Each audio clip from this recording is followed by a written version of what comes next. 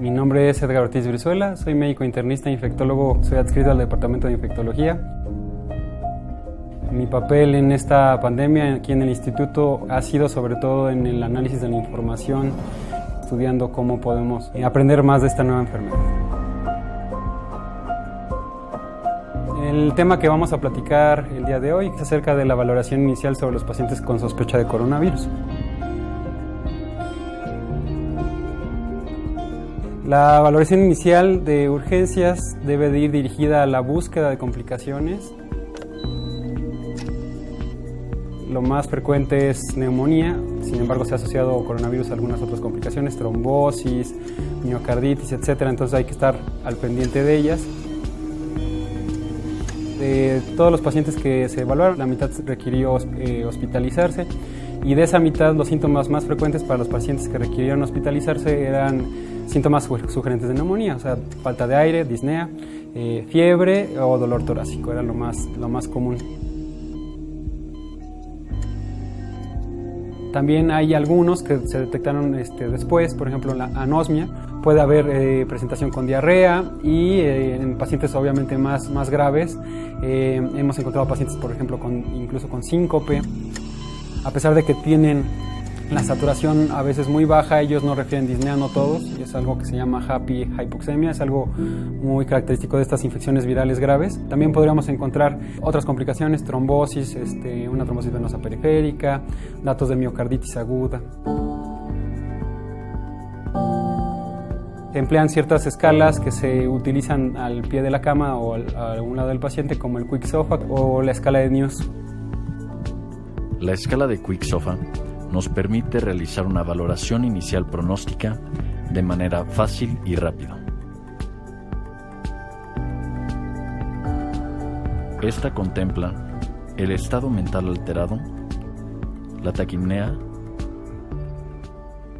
y la hipotensión. A cada uno de estos rubros se les asigna un punto.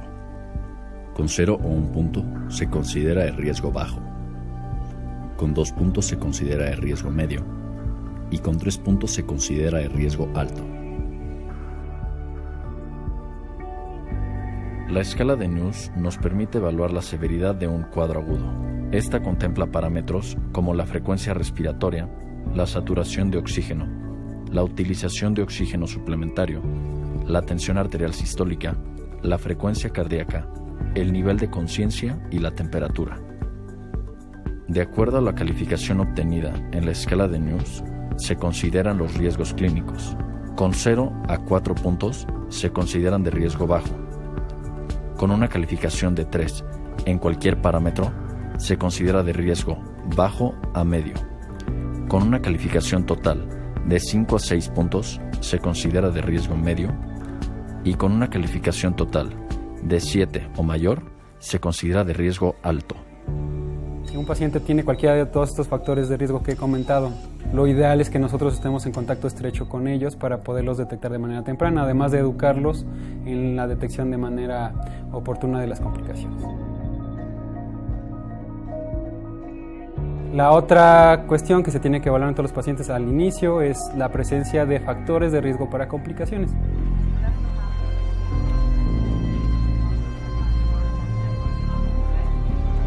De los más comunes o del más importante es la edad. Mientras más edad tiene el paciente, sobre todo los adultos mayores, más de 65 años, es mayor el riesgo de complicaciones. La media de nuestra población es cercana a los 40 años. Nosotros no hemos atendido personas tan añosas como se ha encontrado en otros lugares. Cuando desmenuzamos estos datos, encontramos que además de la edad, en nuestros pacientes parece cobrar todavía mayor peso la obesidad.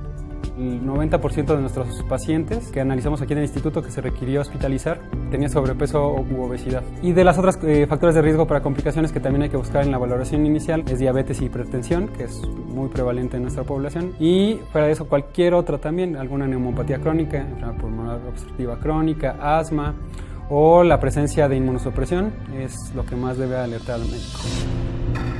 Otro dato muy relevante en la valoración inicial es que las complicaciones tienden a presentarse, las complicaciones graves, en una mediana de 7 a 11 días. Entonces es fundamental que se pregunte la fecha de inicio de síntomas para que ustedes vayan calculando si puede presentar las complicaciones o no. Si tiene cualquier cosa que pueda alertarlos, tiene que pasar ya la valoración completa. Y en el caso de los estudios de laboratorio hay una batería de estudios que se han asociado a un peor pronóstico, una cuenta linfocitaria baja, mientras más bajos los linfocitos más riesgo de complicaciones, falla renal, la presencia de hipertransaminasemia, sobre todo AST, y todos los marcadores inflamatorios. Una mayor elevación de PCR predice a más riesgo de requerir terapia intensiva. Las personas que están muy inflamadas también presentan disminución de las cifras de albúmina sérica. Entonces, todos estos, de manera basal, mientras más alterados estén, tiene su paciente un mayor riesgo de presentar estas complicaciones.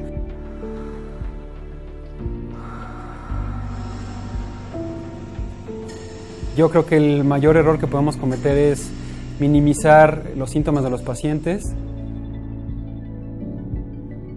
La búsqueda dirigida de los síntomas de complicaciones, la búsqueda o la realización de estas escalas como QXOFA News, que son muy sencillas, no se requieren laboratorios, se requiere un oxímetro y platicar con el paciente, tomarle los signos vitales.